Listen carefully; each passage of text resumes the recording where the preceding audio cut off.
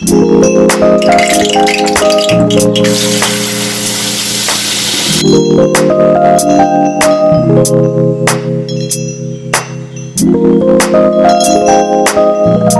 back to my channel. So in this video I'm going to show you how I prepare my fried yam with sauce.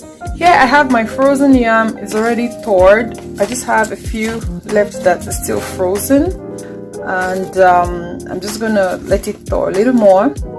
I have my chicken here, and it's roasted and diced.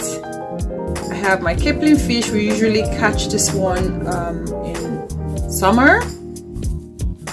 I have my ginger and nut cubes, my frozen tomatoes, cayenne pepper. I have my locust bean, sliced onion, one bell pepper. I have my broccoli, onga sauce, and then there's salt to taste.